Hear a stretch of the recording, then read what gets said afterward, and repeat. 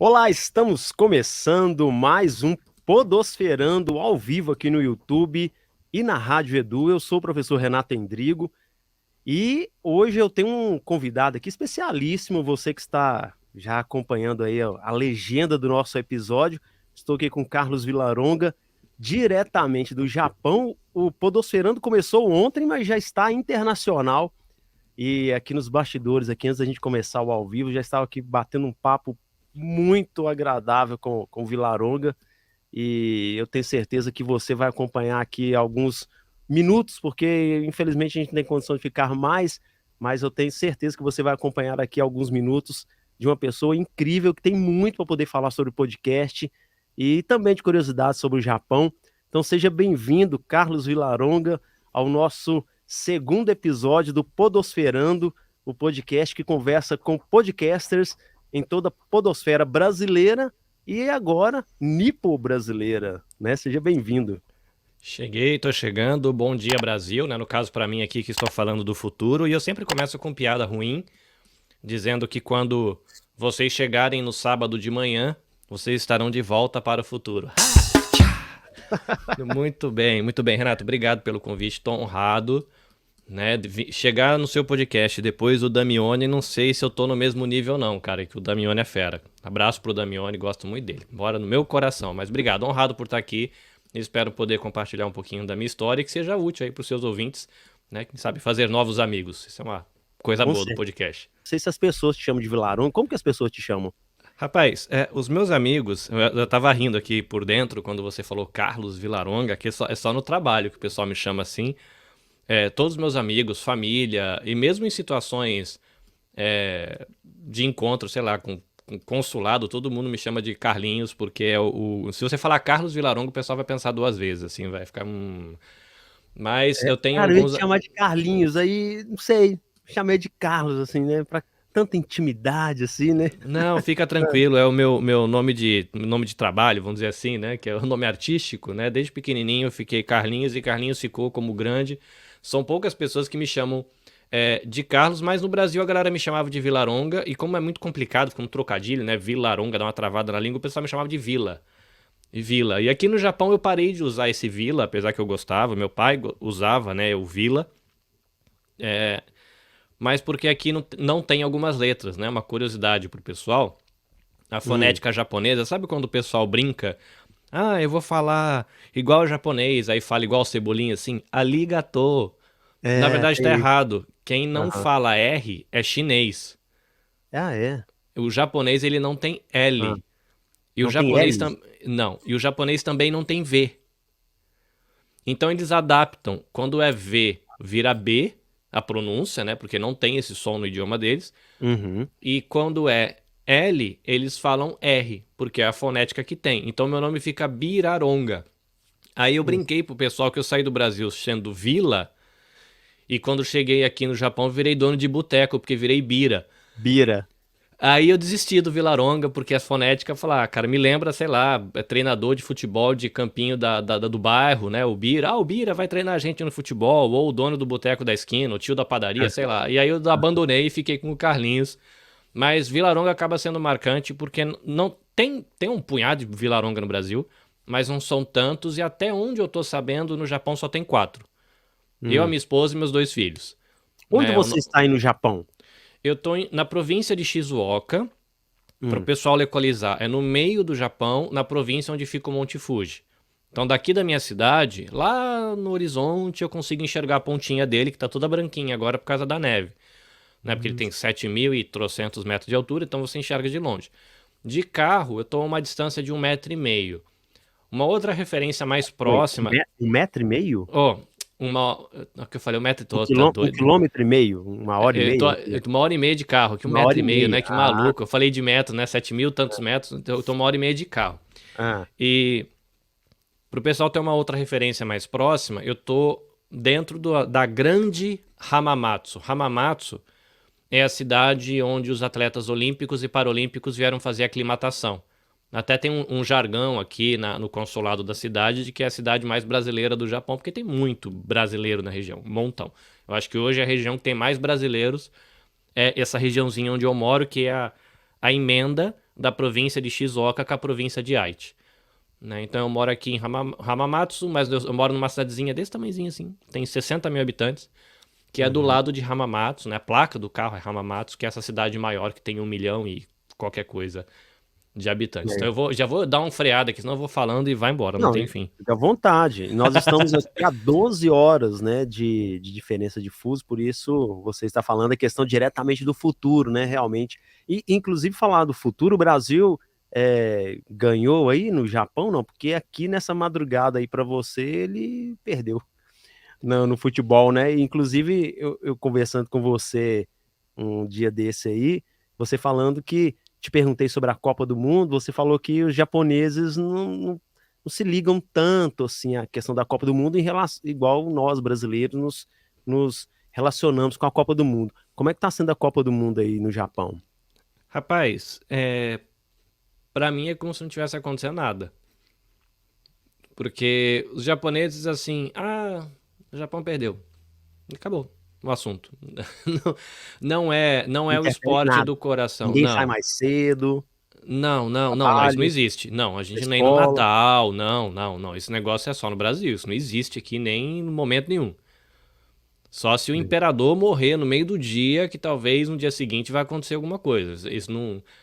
Japão é trabalho, trabalho, trabalho e trabalho. Pode ter jogo do Japão, sei lá, 3 horas da tarde, vai todo mundo trabalhar até 8 horas da noite e eles não misturam essas coisas. Mas tem um detalhe, né, de que o futebol tem o Samurai Blue, né, que é o nome do time, né? É Aham. o apelido carinhoso que o time recebe, Samurai Blue. Hum. Ele é um esporte que tem muita gente que gosta, mas o esporte do coração dos japoneses é o Yakyu, que é o beisebol. Qual que é Então, a pronúncia em japonês? Como é que é? Repete aí. Yakyu, Yaki, Yakyu, é, Yakio. Ah, Yakyu. ah. E tem essa questão de que esse é o esporte do coração deles. Então aí a galera tem camiseta, usa boné, enche os estádios do campeonato. O Samurai Blue, que é o jogo de futebol, né, o nacional no caso, tem a liga também nacional, Hum. tem bastante adeptos, mas eu acho que perde pro beisebol. Seria no Brasil talvez você comparar futebol e vôlei, que tem muita Ah, gente que curte vôlei, a galera uhum, comenta, quando tem os uhum. campeonatos a galera fala no intervalo, mas fala 5 minutos do vôlei e 40 do futebol. É essa relação que eu acho que tem pro beisebol e o futebol aqui no Japão. A galera sabe o nome dos atletas, sabe quantos títulos tem, sabe os nomes, se o cara tá jogando no exterior, se o cara volta, né? Que nem o japonês é forte eu tá tentando, vem a palavra em japonês na boca.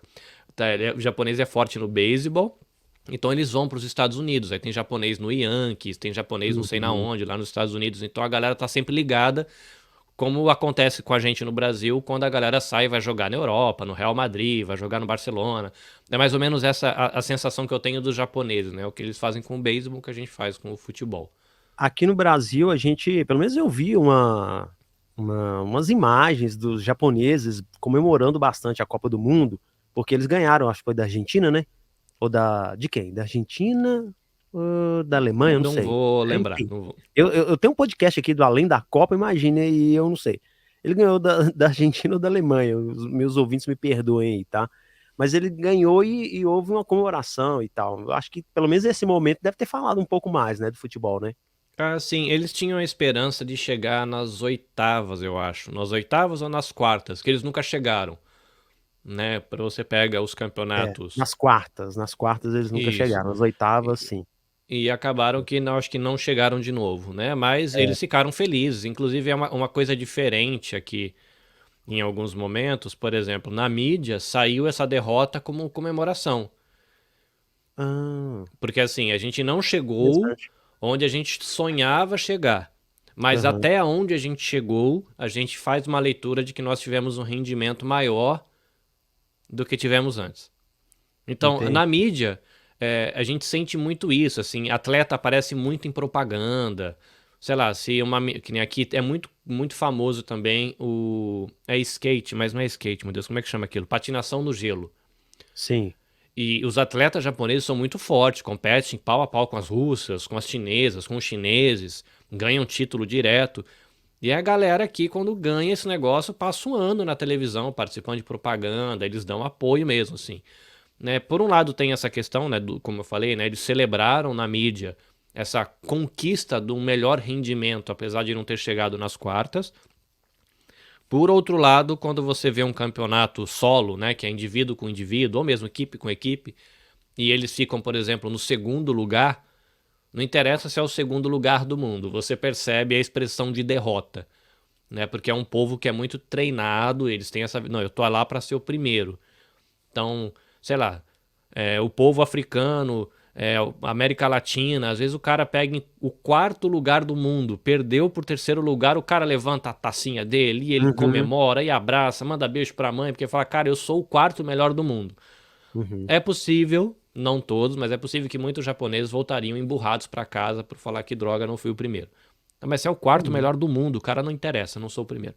Porque eles são treinados pra chegar lá e conquistar, né? É a visão deles e aí é essa frustração. Então, assim, é um país que apoia, mas tem, você percebe esses É. detalhezinhos, né, na hora da Interessante você conquista. falando isso, porque eu tenho a percepção do Brasil, assim, do brasileiro, e você também, como brasileiro, talvez, não sei se você vai concordar, mas o brasileiro gosta de vencer. O brasileiro, ele não gosta de, assim, eu não vou falar que ele não gosta de nada, porque aí seria forte demais, mas vou dar um exemplo. Ele gosta do futebol porque a gente vence muito em futebol. Mas quando era o Senna, a gente gostava mais de Fórmula 1 porque o Senna estava ganhando. Quando era o Guga no tênis, a gente gostava mais de tênis porque o Guga estava ganhando. E hoje a gente não fala mais em tênis. Quando é luta, o Aranha, esqueci o primeiro nome dele, Anderson, né?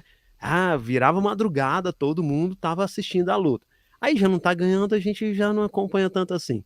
Né? O brasileiro também é um pouco assim, né? Ele gosta de vencer, né? Eu até digo que quem gosta mesmo de futebol é o argentino. A gente gosta de vencer. Argentino não, argentino gosta, uma coisa louca de futebol. Ontem eu estava até ouvindo o D'Alessandro, que jogou aqui no Internacional, River Plate, na Argentina, ele falando que a cultura do argentino no futebol é um negócio assim, é absurdo, porque o futebol ultrapassa realmente o estádio de futebol, ultrapassa as quatro linhas, né? O argentino gosta muito. Eu digo até que o brasileiro, igual eu falei, ele gosta mais de vencer, sabe? Talvez ele nem goste tanto de futebol. A gente tomou 7-1 e logo, logo a gente tá fazendo meme, Carlinhos, né? A gente tá fazendo meme, né? Isso é uma coisa interessante. Primeiro que o brasileiro consegue fazer. A gente, estando aqui no Japão, a gente dá risada, assim, olhando, né? Eu tô há quase 20 anos aqui. Então, eu tô bem desatualizado com algumas coisas. Às vezes eu cometo algumas gafes, inclusive de linguagem, né? No Brasil se atualizou a linguagem para uma linguagem mais inclusiva, muito cuidado com várias coisas, né? E a gente aqui no Japão fica meio distante, às vezes se perde com isso. Mas eu percebo que o Brasil tem mesmo essa capacidade de fazer meme, porque acontece cada desgraça no Brasil, repassa uns 2 dias, tem um meme no Twitter bombando que você fala, cara, como é que o povo consegue fazer piada e fica engraçado, né? É um talento brasileiro esse jogo de cintura.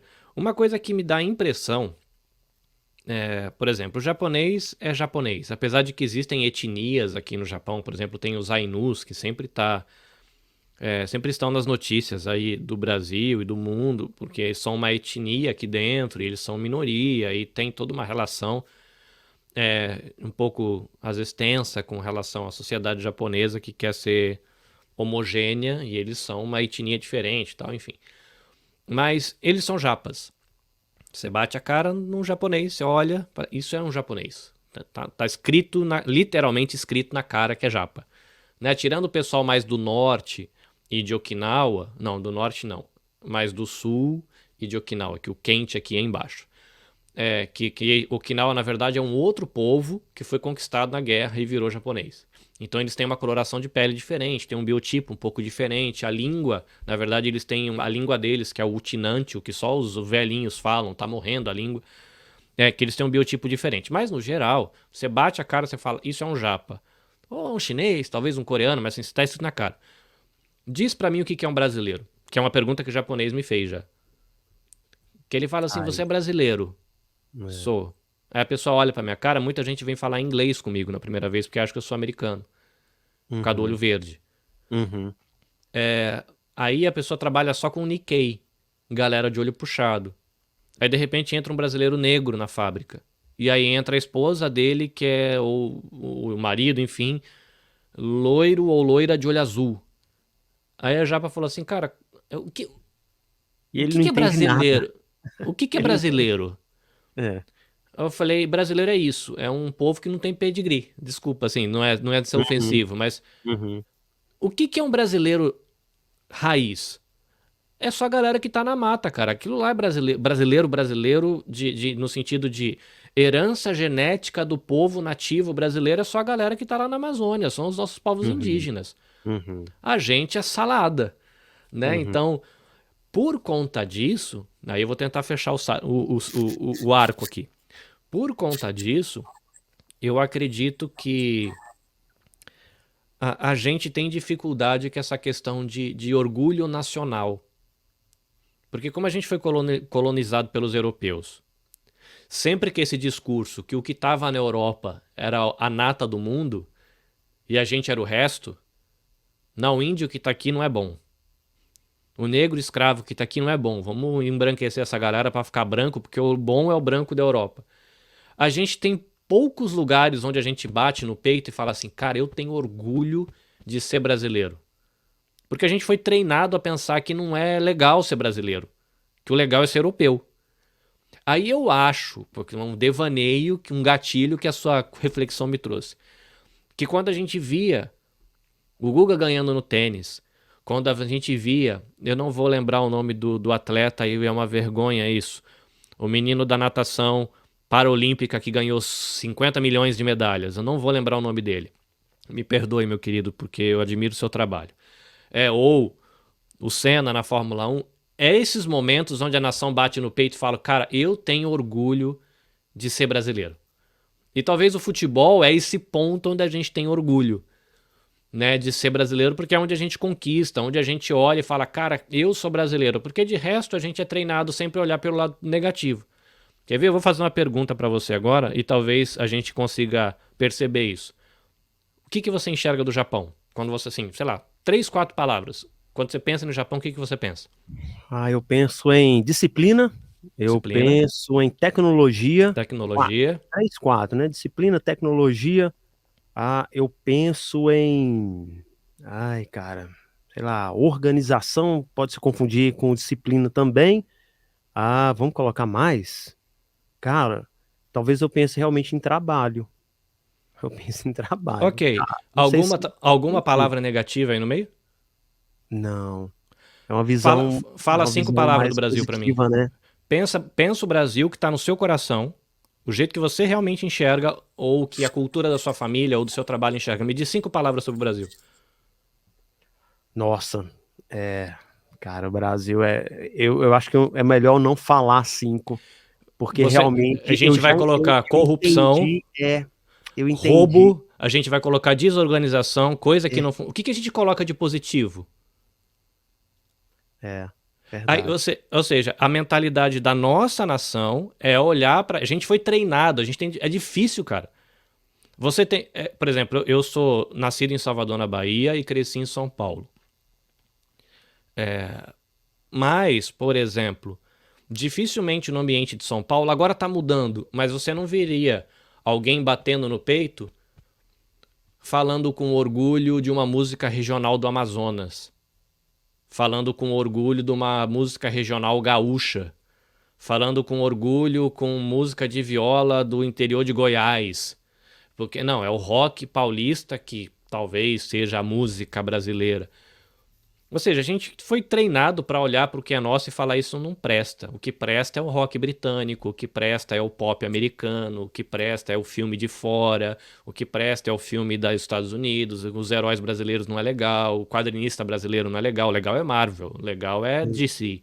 Né? Os quadrinistas brasileiros que se matam fazendo história legal, não, isso não é legal. Mas isso aqui é Uhum, nosso, isso é coisa do Brasil. Os japoneses, por outro lado, eles são um país que eles são treinados a pensar de maneira assim. Eles vendem uma coisa linda pro lado de fora. Aqui no Japão, tem coisa que não funciona.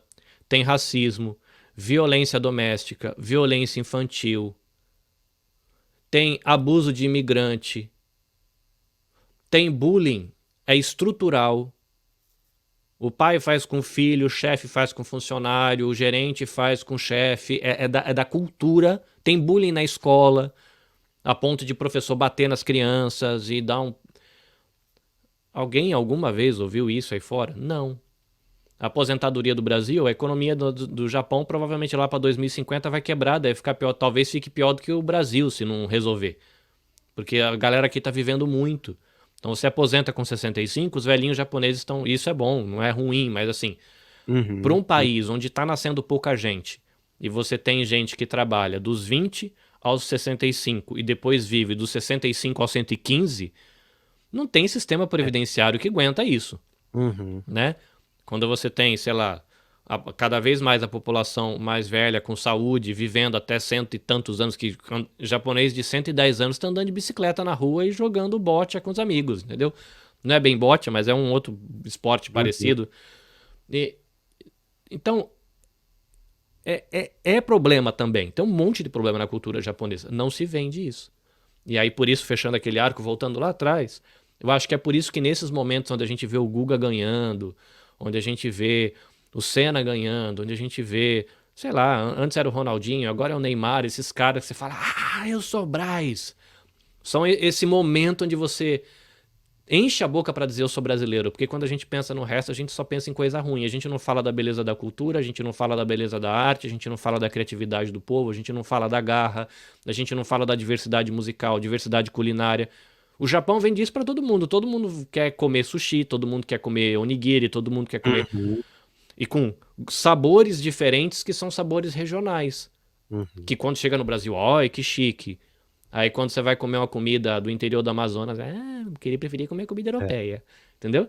Então, é uma questão É. de como a Tem. gente foi formado, né? A gente tem o eco ainda da colonização, né? A gente é esse povo misturado, tem dificuldade com identidade, tem um monte de problema cultural fruto da colonização e acaba nisso, né? Ó, foi longe, hein? Tudo por causa da Copa, hein? Caramba! Olha, esse é o nosso podcast. Eu falei que eu ia te chamar de Vilaronga, mas já mudei de ideia. Vou te chamar de Carlinhos mesmo. Boa, de boa, boa. E, Carlinhos, o atleta, a nossa audiência já ao vivo aqui já colocou pra gente, Daniel Dias, Boa, né? sim, sim. Eu lembrava Daniel, do. Me veio o Daniel quando eu tava citando ele pela segunda vez, mas eu não conseguia lembrar o nome. Mas é importante citá-lo. Inclusive, quando eles vieram pra cá, eu não consegui ter contato com ele, mas eu consegui fazer amizade com um grupo de 4 atletas do salto em altura. Aí, por causa da pandemia, quando eles vieram pra cá, a gente não pôde ter contato pessoal, tinha uma barreira, assim, de, sei lá, 3 metros, aí eu tive que tirar foto à distância, mas a gente ficava trocando mensagem no Zap, as crianças fizeram desenho pros atletas, foi uma experiência bem, bem agradável, assim, já que era na minha cidade, né, a gente queria Uhum. demonstrar carinho com os atletas paralímpicos e foi um contato legal. Fui voluntário, fiquei lá Não, falando oi, oi, oi, oi pra galera da bocha, né? Enquanto eles estavam treinando, não na competição, mas quando eles estavam treinando, eles fizeram um grupo de voluntários que chamava Torcida Brasil. Tinha japoneses e uhum, brasileiros. uhum, E aí, quando eles vinham treinar, a nossa função era ficar ali. Aí, alguns serviam água, outros ficavam lá só para celebrar o treinamento, para interagir com eles, para eles sentirem que eles estavam sendo acolhidos. Isso foi uma iniciativa da prefeitura da cidade. Foi uma uhum. iniciativa japonesa. E aí eles juntaram, né, brasileiros, foram mais de 1.000 brasileiros e japoneses para interagir com os atletas que estavam fazendo a aclimatação, né, trocando horários, ajustando o clima para depois ir para Tóquio para competir. Ponto. Não, legal demais. Você disse que você é de Salvador, está há 20 anos no Japão, né? É, e você faz o quê além do podcast? Só está vivendo com podcast? Como está sendo essa sua vivência aí no Japão? Ok, a minha esposa, ela é neta de japoneses. O avô dela nasceu em Tóquio, a família foi pro Brasil, ficou aí, a família dela em 90 e tralalá, quando começou o movimento Dekasegi. O pai veio, depois veio a esposa, e depois vieram os filhos. E eles voltaram para o Brasil em 95.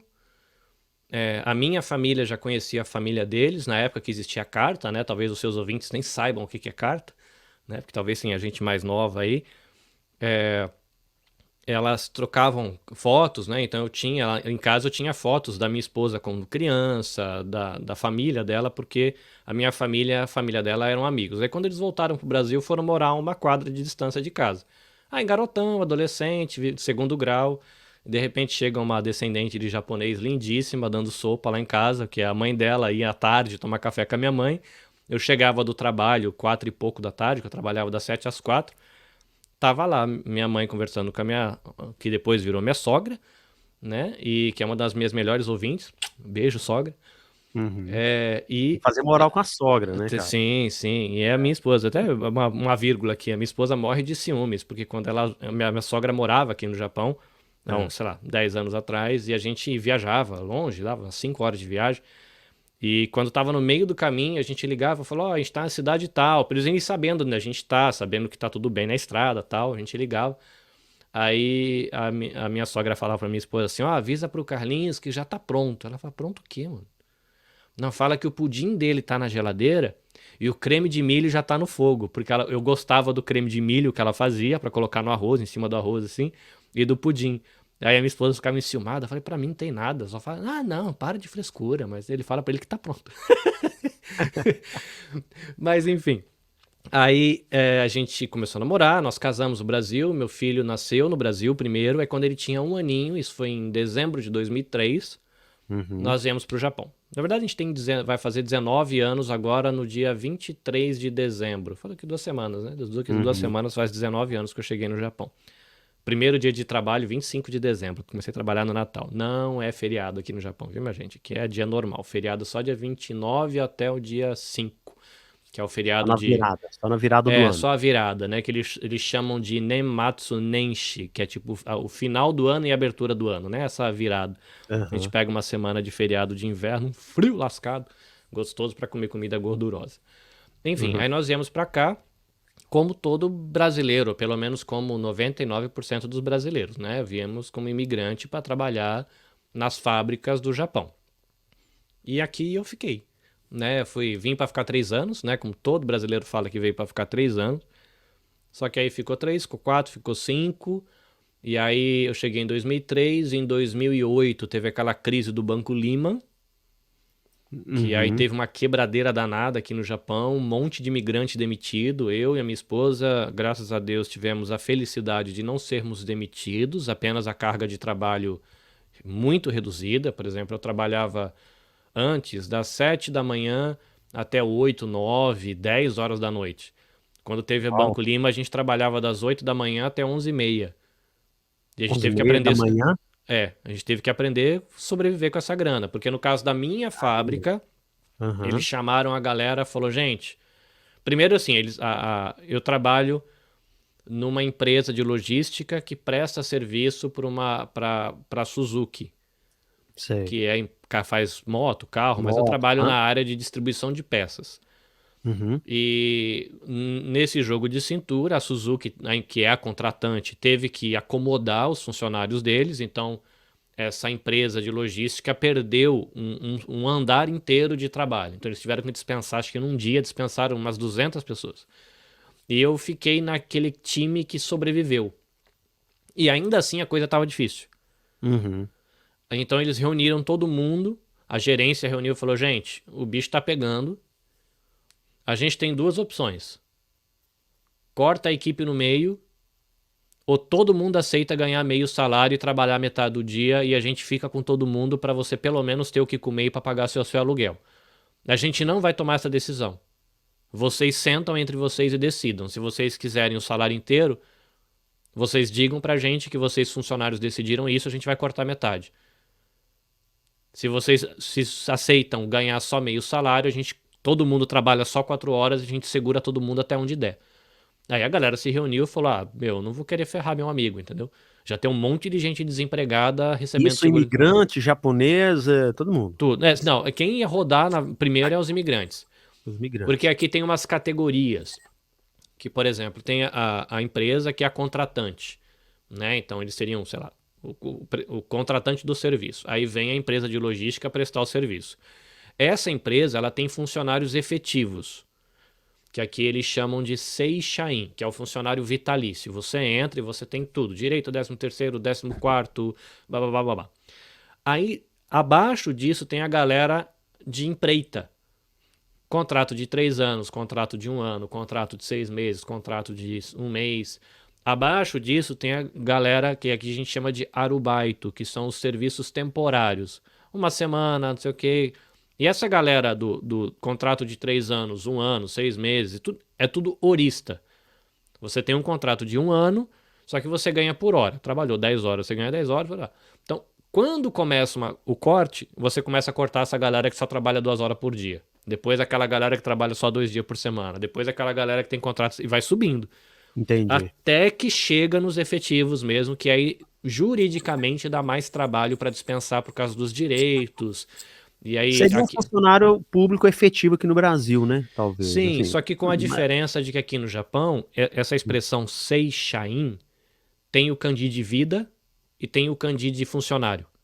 É um funcionário vitalício. Então, se você dispensa um funcionário vitalício, você passa para a sociedade da cidade, para sua marca, você cola na sua marca a imagem de que você não é uma empresa confiável, que o cara se comprometeu em contrato a passar a vida na sua empresa e você dispensou o cara. Entendi. Entendeu? Então, para eles, assim, dizem que, se eles, sei lá, acontece alguma coisa, eles dispensam 15, 20 funcionário vitalício. Isso afeta a bolsa de valores, porque a sociedade entende que essa empresa não é confiável. Tipo, filho, não se mete com essa empresa, que na hora que você precisar deles, eles vão te dispensar.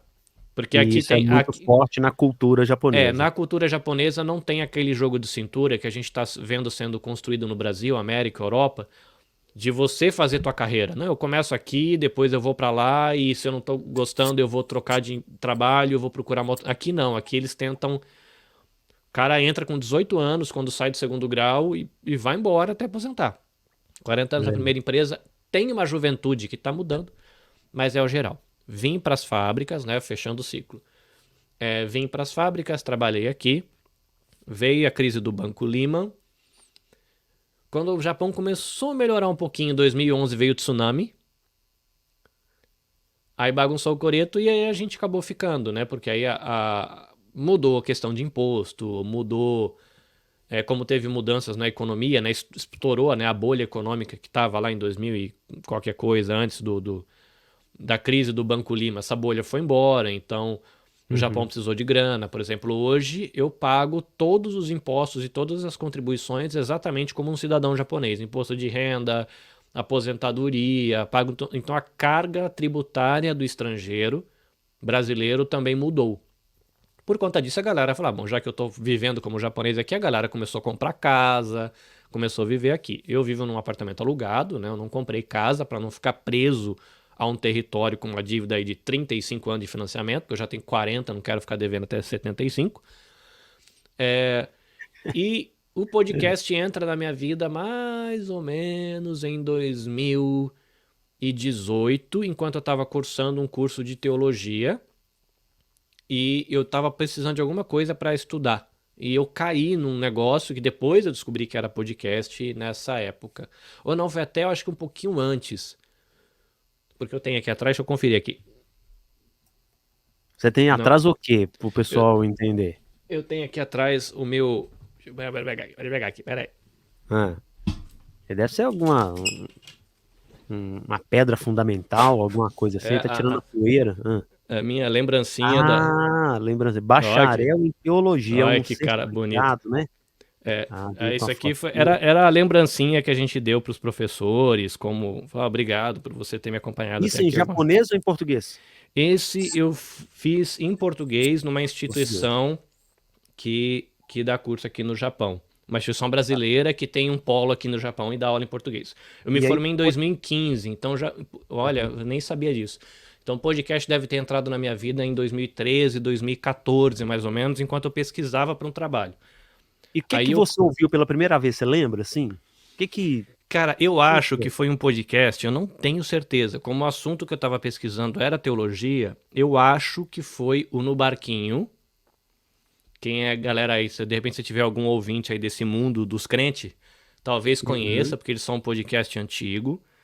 E do No Barquinho eu caí num podcast que é o BTcast, que me parece que em número de downloads ele não deve ser o maior do Brasil, mas é hoje o podcast cristão mais influente do Brasil.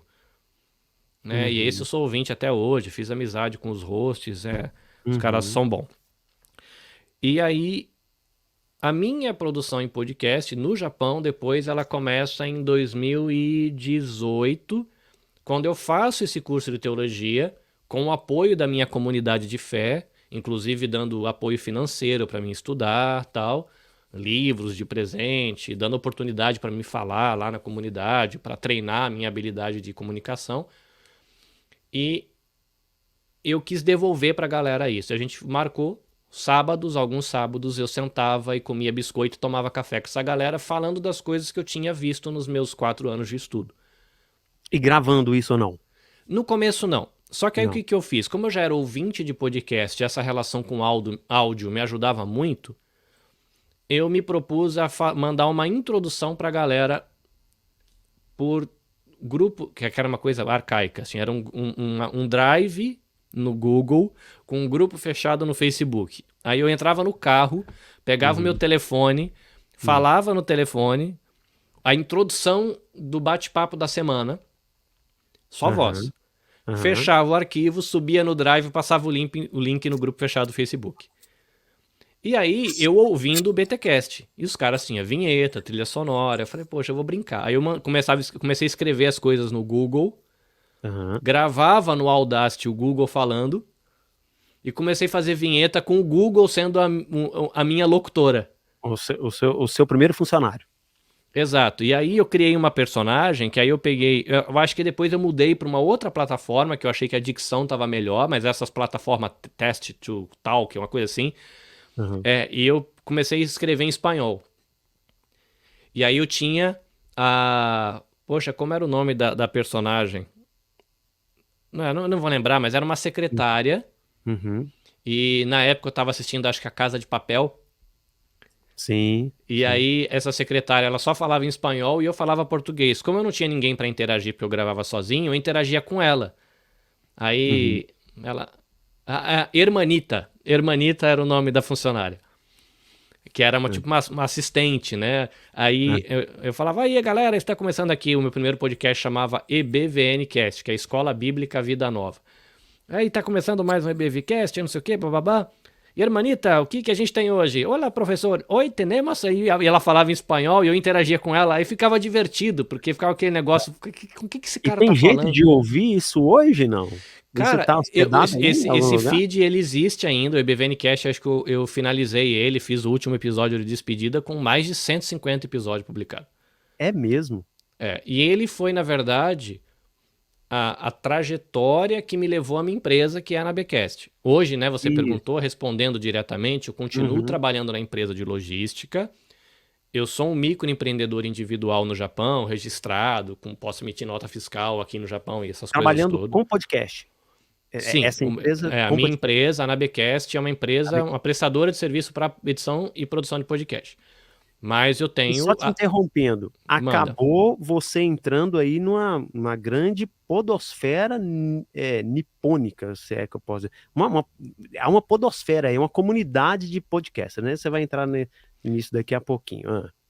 Aí eu fiz uma entrevista, só para você entender a jornada. Nesse Uhum. podcast, eu fiz uma entrevista com uma pessoa do Brasil, da ONG Visão Mundial. Eles são muito conhecidos porque eles fazem trabalho com crianças. E tem um negócio no Brasil que chama Maio Laranja, que tem a ver com violência Ah, laranja. sexual com crianças. Sim, sim. E aí eu vi um post dessa ONG Visão Mundial, que eles têm aqui no Japão também, um post do perfil do Brasil com uma florzinha verde escrito Faça Bonito. Aí eu mandei uma mensagem institucional, falei, gente, eu não faço ideia o que é isso, eu tô há 15 anos no Japão, queria saber o que é isso, alguém pode me explicar num podcast? Aí me liberaram uma pessoa para me explicar o que é essa campanha do Faça Bonito, que está conectada com o Maio Laranja. Esse Faça Bonito foi uma Uhum. frase escrita por uma criança, num texto que ela leu, num evento, não sei o quê, e fizeram uma campanha inteira em cima dessa frase da criança, Faça Bonito, que está conectado com o Maio Laranja. Meses e meses e meses se passaram. A cofundadora e vice-presidente do Instituto Maria da Penha, que é a Regina Célia Barbosa, foi tomar um café com essa moça que eu entrevistei. E a Regina Célia, ela é muito comunicativa, sempre tá com uma mulher negra com um sorriso que vai da nuca na nuca, não é nem da orelha a orelha, vai dar um sorriso grande, muito alegre. E ela conversando, tomando um café, pelo menos como me contaram a história, né? Ah, poxa, eu gosto tanto de rádio, sempre sonhei em fazer rádio, agora tem esse negócio aí de podcast, não conhece ninguém que faz isso aí não? Aí a moça falou, cara, eu conheço um brasileiro que faz, um rapazinho, me parece um cara, sei lá, que é fácil de se ter um diálogo com ele, parece que ele sabe um pouco desse negócio. Gravei com ele na internet, pá, entra em contato com ele, só que ele tá no Japão. O que me contaram foi que ela olhou, falou, tá, para de piada ruim e me dá o telefone do menino. Essa história do Japão morreu, entendeu? E ficou o menino que sabe fazer podcast. Aham. Quando você olha o meu número é 81, mas é o internacional, não é o DDD. E eu acho que 81 é de Recife, né? Eu acho, né? Se fosse aqui no Brasil, né? Exato, e ela é de Recife. Ela é de Recife. Então quando ela viu 81, talvez ela tenha interpretado que era de lá. E aí, Entendi. manda e-mail, manda mensagem, manda áudio, volta áudio, passa um mês, 2 meses, 3 meses, tá, chegou o dia de vamos fazer um piloto desse projeto. Tá bom, vamos começar o podcast do Instituto Maria da Penha, que hoje eu sou um dos voluntários que atuam na produção do podcast do Instituto, que já tá com 50 episódios, inclusive hoje, que vai ser amanhã para vocês, Dia Internacional do Podcast, tem um episódio que vai ser publicado legal, teve a juíza Carmen Lúcia, conversou com a gente ontem. Eu fiz a técnica do evento e tá entrando. A senhora Penha também estava lá. Tá entrando no feed no Dia Internacional do Podcast, não, né? Dia Internacional dos Direitos Humanos. Que é o dia 10 de dezembro, tá, 10 de pessoal? dezembro. É porque aqui no Brasil, para mim, 9 de dezembro. Antes a gente não datava podcast, né? Eu até comentei isso com o Damione. E atualmente a gente já fala isso mais tranquilo. Então aqui 9 de dezembro, que nós estamos gravando, o Carlinhos está no Japão no dia 10 de dezembro. Tá certo, Carlinhos? Que Isso, é é por o isso que dá um dia... nó na cabeça. que é o dia da Declaração Universal dos Direitos Humanos, que foi escrito, em 1948, enfim. Isso, Né? que aí, todos os anos o Instituto Maria da Penha faz 21 dias de ativismo, que pega lá o Dia da Consciência Negra, né, atravessa os dias de ativismo pela fim da violência contra as mulheres, e eles sempre encerram com alguma atividade especial. E essa atividade especial foi essa live que tava a Mariana Cocho, né, que estava jornalista da TV Globo, tava a Senhora Penha, tava duas cofundadoras e mais a Senhora Penha. Então foi uma live especial. Tem bastante conteúdo interessante para quem gosta desse tema, né, de reflexão sobre questão jurídica e direitos humanos e violência contra a mulher. Enfim, chegou o momento de fazer o piloto. E aí, Carlinhos, como que a gente faz? Você vai vir aqui na minha casa com equipamento, a gente vai até o seu estúdio para gravar. E eu falei, olha, se a senhora quiser vir aqui em casa, tem café, minha esposa faz um bolinho, a gente compra um pãozinho gostoso. Mas vai demorar. Porque ela demora para gravar. Eu falei, não, vai demorar pra senhora chegar aqui, porque eu moro no Japão. Eu falei, não, menina, ela é uma senhora já, né, mais velha que eu tenho 42, ela é um pouco mais velha. Menino, fala, como é que a gente faz? Eu falei, que eu moro no Japão, professora. Ela falou, a moça não tava brincando comigo? Eu falei, não, a moça não tava brincando com a senhora. Eu moro no Japão há 20 anos, aí acabou, o projeto acabou, como é que a gente vai gravar? E aí eu falei, não, tem como a gente gravar. Eu expliquei, na época a gente gravava pelo Skype, né? Todo mundo conectava no Skype, tinha aquele Skype Recorder, né? Que o pessoal mais antigo de podcast usava na época, não tinha ainda, o StreamYard não existia nessa plataforma. Mas a gente começou a gravar, graças a Deus são quase 50 episódios. Ela, né, a professora Regina, me indicou para uma outra organização, que é um grupo de pesquisa em segurança pública e direitos humanos da Universidade Federal de Pernambuco, que é o Grupo Virtus. E eles falaram, cara, então, já que você começou a fazer pra eles, faz pra gente esse negócio aí que você tá fazendo, meio de campo, gravação e tal. Então, sei lá, 2 meses depois que nasceu o podcast do Instituto, nasceu o Virtus Podcast, também eu como colaborador, né? Então eu tô na mesa ali, minha função é o tal do orelha, né? O cara que não domina o idioma, mas tá ali pra ser o tio da coxinha que tá comendo e tentando tirar... Eles são acadêmicos, né? Então, a minha função é estar ali e aterrizar o assunto pra gente que não tem essa vivência acadêmica com temas, sei lá, tem gente lá com pós-doutorado em filosofia e reflexões em direitos humanos. Começa a citar um monte de coisa e se perde. Aí a minha função é aterrizar para ser palatável pra gente que não é do ramo. E É, aí, não é especialista, né? É. exato, e aí, olha que interessante, você conecta lá o EBVNcast com a minha empresa. Precisava de um nome para a empresa. Que nome eu dou para essa empresa? Porque agora o EBVNcast é meu projeto pessoal. Não funciona, é um projeto religioso, de uma fé específica, de uma. Como é que eu vou servir a sociedade brasileira, que é uma sociedade laica, que tem ubandista, tem espírita, tem católico, tem protestante de várias tradições, tem, enfim, tem de tudo, né? Religiões afro, religião oriental, tem, sei lá, ateu, e direitos humanos é para servir todo mundo. Então, como é que eu faço para ter o nome na empresa? Aí, num sonho, a minha esposa diz para mim, no sonho, olha que coisa chique. Por que você não brinca com as letras do EBVN Cast? Eu falei, brincar com a letra do EBVN? Ela falou, é. Ela falou assim, por que você não inverte a palavra? Aí se você coloca EBVN, aí você começa a ler ao contrário, fica N, V. Eu falei, mas não dá pra ler isso em português. Ela falou assim, então vira o V ao contrário e faz um A estilizado. Aí fica N-A-B-E. Aí fica Nabe. Só que Nabe é o nome de uma comida japonesa, que é um pratão de sopa, que você faz um tipo um caldo de galinha sem galinha, aquele caldinho que tem aquela gordurinha, Aham. enche de legume, deixa no bafo, numa frigideirona gigante assim. Quando dá aquela marinada, você tira, põe no prato, o fogo continua aceso, você serve mais um monte de acelga, cogumelo, carne, deixa ali dentro no bafo de novo, né, fervilhando ali, tomando dando aquela marinada, enquanto você come o que você tirou bem quentinho, a gente come isso no inverno.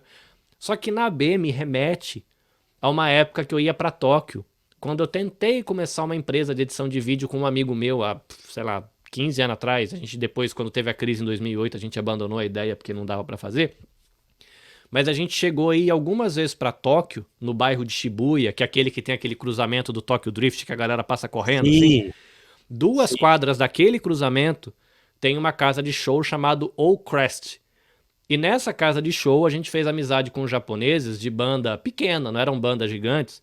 E eles faziam um show ali para 300 pessoas, 500 pessoas. O maior, eu cheguei numa banda que a gente acompanhou, eles fizeram de 500, quando fizeram de 1.000 pessoas eu já não estava mais ativo, né? Que a gente não estava ativo na nossa iniciativa.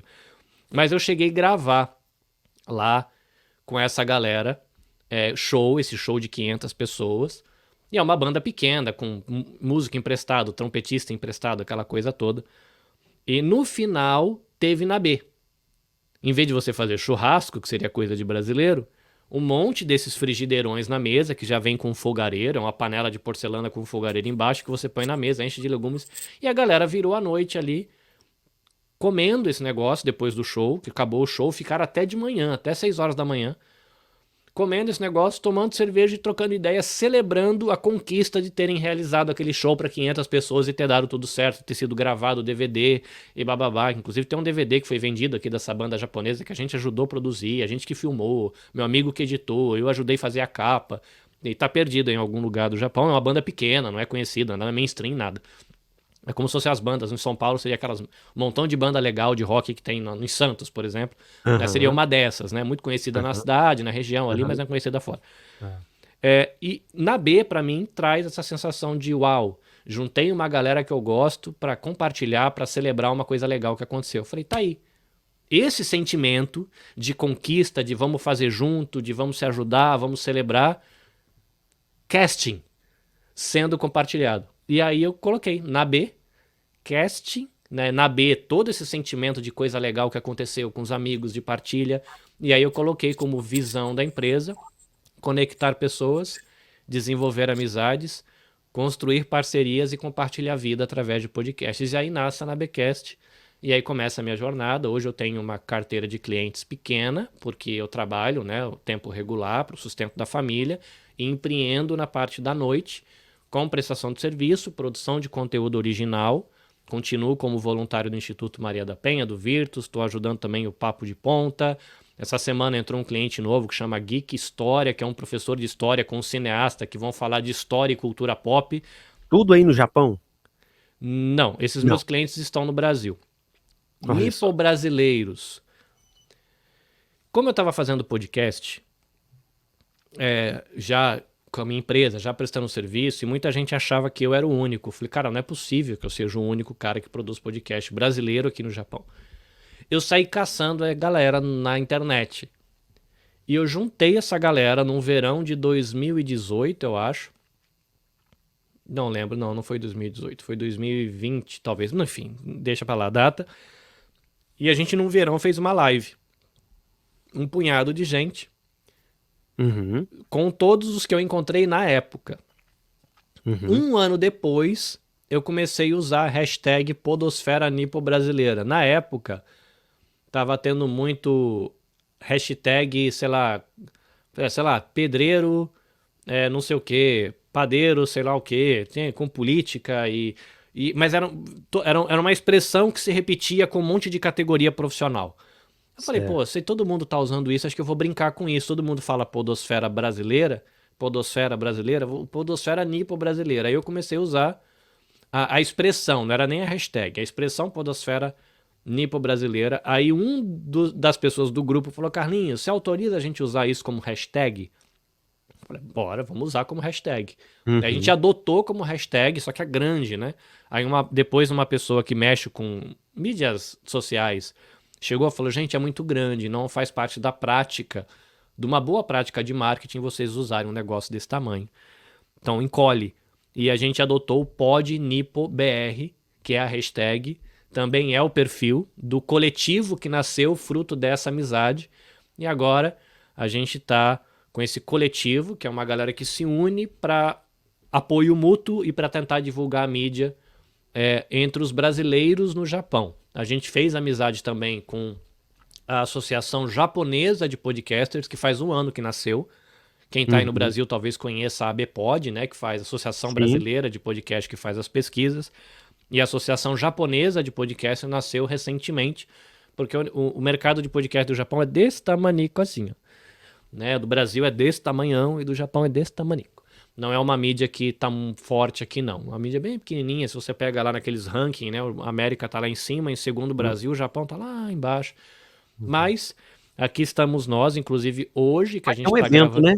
Vai ter um Exato. evento, A né? gente a gente Fala tá do na, evento aí. Nós estamos no finalzinho. a gente tá Fala na do evento. semana do evento. A gente tá na semana do evento. A gente tá na segunda semana Podosfera Nipo Brasileira, que teve esse encontro no verão. Nasce a hashtag, nasce o coletivo, a gente organiza um pouquinho mais o coletivo e faz a primeira semana Podosfera Nipo Brasileira em 2021. Agora a gente está na segunda semana, é uma semana de postagem de episódios especiais, então se você jogar no Spotify, hashtag PodNipoBR, vai vir um podcast, todos os podcasts participantes da iniciativa estão sendo publicados ali, para que você conheça alguns, pelo menos, dos produtores do Japão e alguns convidados. E, Carlinhos, repete, por favor, a hashtag.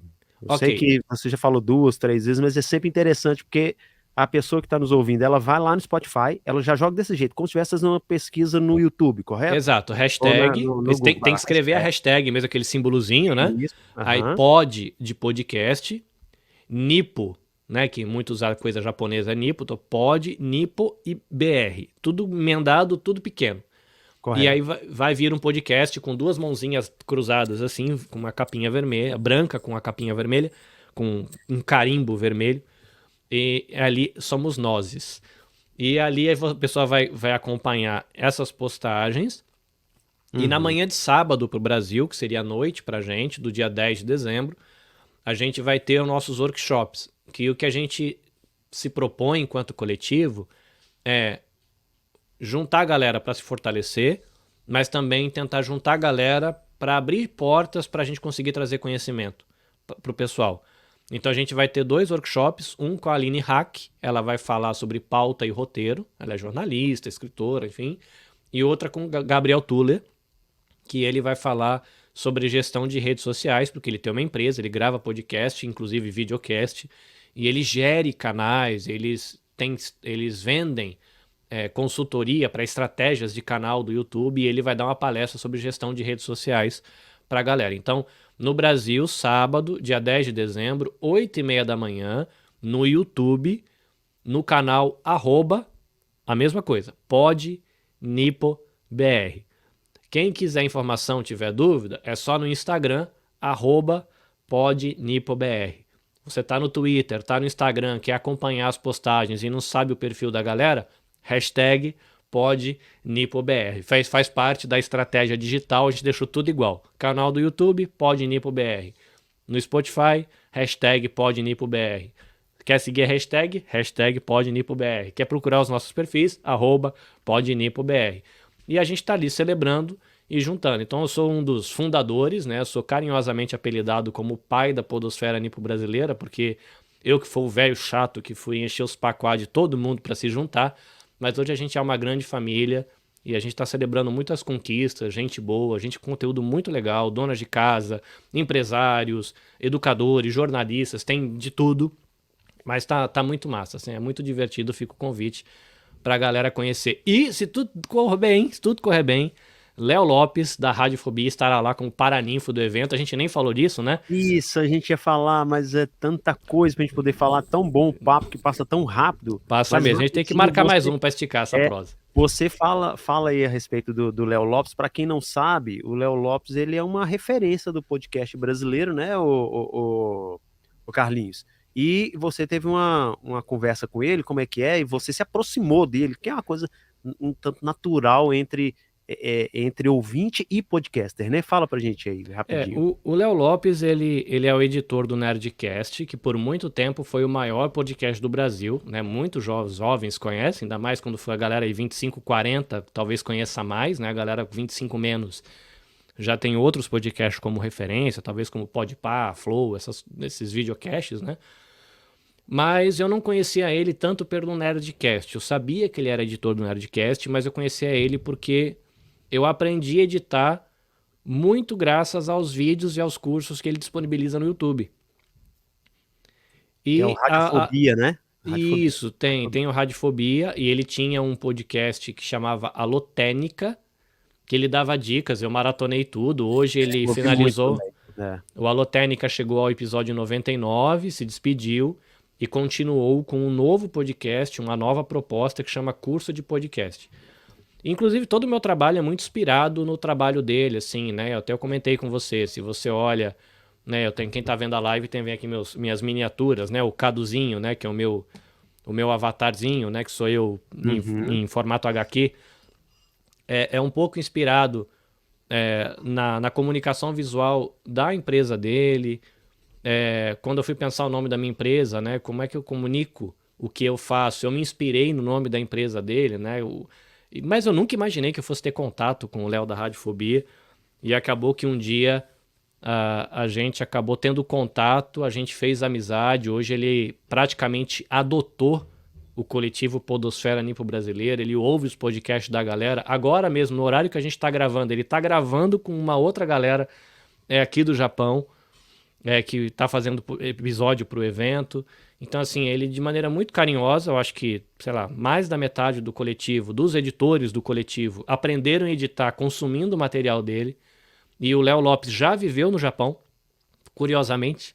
Olha só. Então, é um momento de reconexão. Pra gente é emocionante porque a gente está conectado com o cara que ensinou a gente a editar.